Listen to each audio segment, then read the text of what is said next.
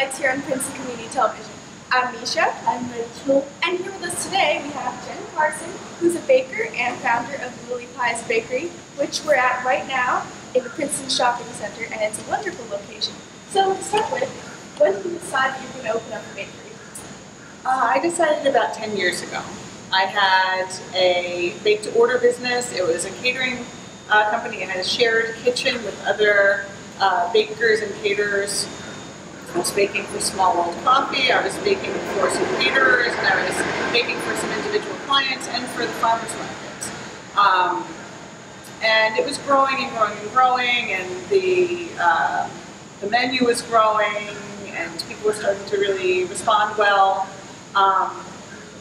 And at that time, I tried to imagine what would the best possible restaurant be for what we do and what we want to accomplish. And so I started writing a business plan at that time, and then I just, tweaked it and tweaked it and tweaked it, and asked for advice from other restaurateurs in town. And then finally, 10 years later, we found this space and pretty much did everything we wanted to do, which was great. Wow. Yeah. So have you always been interested in baking? Yeah, it was something I always did with my mom. She's an excellent cook, and she's also a great baker, which is rare to find that. Usually someone's either a good cook or a good baker. She's both. But she's kind of an improviser. So she's, like you were telling me earlier, that when you were baking pie, you were referring to a recipe, but you were kind of making it your own. That's the way my mom bakes. And she would taste the apples first before she'd make them into pie, and then she'd know how much sugar to add. She wouldn't really go straight from the recipe. So that's the way we baked at home. When I went to culinary school and learned to bake bread, it's a bit more exact than that, even to the point where you have to take temperatures of things and make sure everything is mixing properly at the right temperature so that you know how long it's going to take for the yeast to grow and all of that. So anyway, so that's something I always enjoyed doing. So the bakery is called LilliPies Bakery. Could you explain a little bit more about the name? Yeah, it's funny. Am I wearing a shirt today? No. Some of our t-shirts on the back will say, I'm not Lily either. Everyone says, who's Lily? And there is no Lily. We named the bakery after our pies. So our pies are little, and another word for little is Lily. Lily is little in Dutch. And when I first started making the pies, I wanted a name for them because people really seem to like the pies almost more so than everything else that we made at the farmer's market. So I thought we need a name for that pie. And we thought about petite pie, it's too French, and cocoa pie, it's cute, but I don't like the way it rolled off your tongue. And then lily pie, I kind of liked the way it sounded, and it just seemed like it fit. It was slightly imperfect and slightly silly and whimsical, and so that's why we named it LilliPie. So is your favorite thing that you make the LilliPies, or is there something else that you really just enjoy making? Well, that's like trying to say which child is your favorite. Okay. I don't know. I think they're all great. I mean, everything that we make is from scratch, and it's we really work very, very hard to make everything the best brownie you're ever going to have, and the best pie, and the best bread. And we feel like if you're going to spend money and spend calories eating what we make, it better be super good and worth it. So that's why pretty much everything that we make is as good as we can possibly make it. I saw that you had some local beverages in your bakery, like teachers and Small World Coffee. Oh yes, we do make some of our beverages ourselves. We make lemonade, iced tea, but anything we don't make ourselves, we source locally, and we source from our friends that we've known a long time. So, as I said before, I baked for Small World for a number of years, so I knew they had the best coffee. that I've ever had, and so I really wanted to source their coffee when we opened. So we do serve their coffee, their cold brew and hot coffee.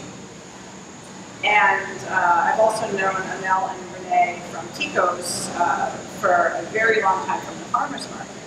And they have a wonderful product. And so they have fresh juices that they deliver 2 to 3 times every week. And they're vegetable juices and fruit juices, and they're great, and people love them. So instead of selling a lot of soda and things like that, we really wanted to give people a choice that was delicious, but not necessarily junk food. It was something that was good for you and really local.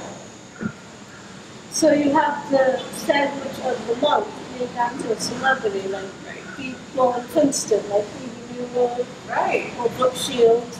So how do you make the sandwich? Like you ask their favorite, or you just make it up? Yeah, we do. It's funny. When we first started doing it, when we first opened, it turned out I was always a fan of a band called the Spin Doctors in the 90s, and I don't know if you've heard of them. They're really great.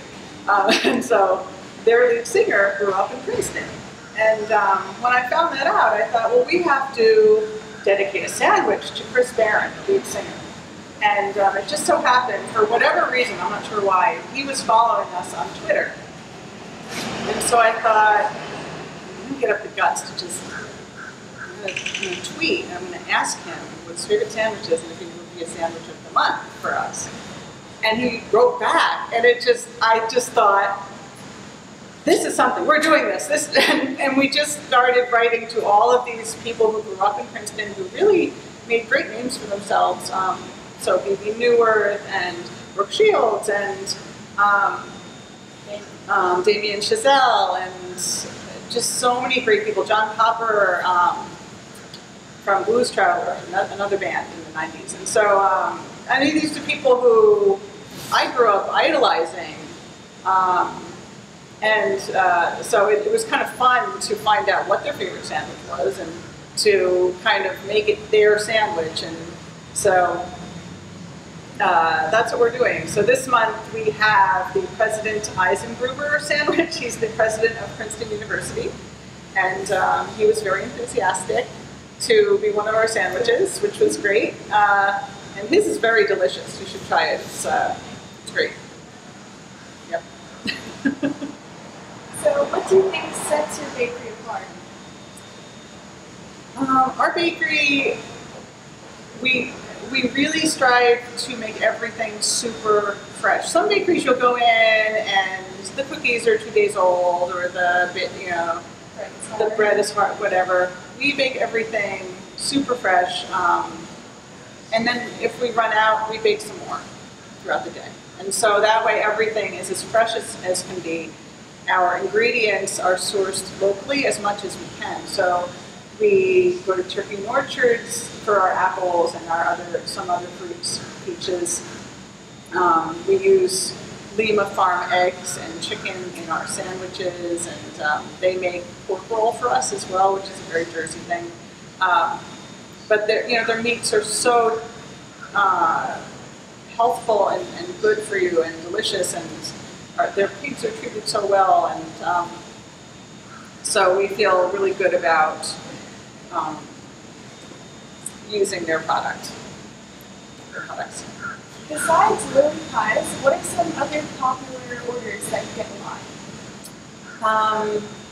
There are people who come in for the bread every day. So we have a lot of European people, a lot of French people will come in and they will buy 2 or 3 baguettes at a time. The country white sourdough is also a favorite. It's fermented for 24 hours, so it's really got a nice nutty flavor to it, and it's healthful that it's fermented for that long. So it's tasty, and it's also good for you that we let it ferment for that long. We put it in a cold place. It's called a retarder. It's like a big refrigerator. We put it there overnight, so that it kind of, the yeast can kind of slow down and develop lots of good flavor. And then the following morning we bake the breads. And so you have an open mic night, open mic night coming up. Yes. Can you tell about that? Yeah. We, usually on a Sunday afternoon, we will open the bakery up or open the outside up to local musicians. Whoever really wants a place to play has that opportunity. When I was in middle school and high school, I was a drummer, still a drummer at times, but at that time, you have bands when you're a kid, and you look for places to play, and there was no place to play. And so that was one of the things when I was designing the bakery. I thought we have to have an open mic so that kids can have a place to perform.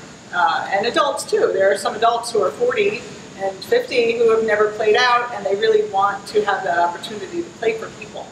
And so we give them that. And some people are very experienced, and other people, it's their first gig. It's their first time they've ever played out. And so we're proud to host both realms, both types of those performers.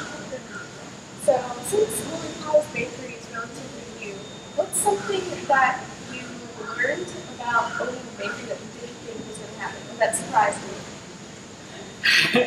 Every day, every single day, there is something that surprises me in this bakery. Whether it's something breaking down and we have to learn to fix it, or just training things, like how to train people properly. And I was a teacher actually for 7 years. I have a master's in education, but you kind of learn that training people how to make an egg sandwich is very different than training children how to add numbers. And so, I don't know, every single day there is something new about being a business owner that you learn. It makes it great. It makes it exciting and fun and unnerving and scary, and it's all of it, and that's what I love about it. Have you ever had any doubts about opening a bakery, or as the process goes? Yeah, it's very scary. It's very expensive, and it's a huge investment in your time and your money and your savings and everything. And you really want to make sure you're doing the right thing, and you're putting your best product out there and your best service out there and your best hospitality out there. So yeah, it was a scary thing to make that leap from that comfortable existence of baking for other people and baking for other businesses to really this is who we are, and people might love us, they might hate us, we don't know, and you don't know until you really open. So yeah. So I've seen quite a few people order from the bakery. So how do you publicize this? So we use Facebook and Twitter and Instagram quite a lot. We're a brand new bakery, so we have a very low budget for advertising or marketing and all of that. And so we use social media a lot, and it's actually pretty effective for us. Well, it's a beautiful location, and I've seen all your lovely desserts, and I love your decor. So, can you explain how you came up with kind of a theme? Oh, sure. Actually, we had fantastic builders and a fantastic architect. We had Knight Architects in Princeton, and we had LRAP Construction, and we all kind of collaborated and worked together. Kathy Knight, our architect, she basically said to me, what are pictures? Send me pictures of bakeries that you like. You like the way they look. What are your thoughts? And so I did. I just cut out pictures, and I said, I like this because it's simple and I want the bread to stand out. And I like this because I want this to be clean looking and I don't want it to be frou-frou. And we didn't want it to be too girly. We didn't want it to be too fanciful or you know, coy. We wanted it to be simple and just clean. And so that's what we really got, and she did a great job. I agree. It looks beautiful. Well, do you have any advice that you could perhaps give to any viewers that are looking to open up a business or something? I would say definitely work for other people first. Make sure it's what you really want to do for, say, 14 hours a day, 7 days a week, for a long time. Like, make sure, because that's what you're going to be doing. When you own the bakery, it's yours, and when something breaks down and you've left for the day, you come back and you fix it. And not that that's a bad thing, but that is the reality of it. So, you know, you really can't say, oh, I want to open a bakery and then I want to go travel for 6 months at a time, because you're not going to. So I would just say work for someone else, make sure it's what you want to do, make sure it's still your passion after you do it day in, day out. And then just really plan. That's what I would say. Well, thank you so much for being on our show. It was a very interesting interview for us, and I hope you enjoyed it too. Absolutely. It was really nice to meet you ladies. Thank you. And hopefully all of our viewers, anybody who's watching us, comes and check out this wonderful bakery.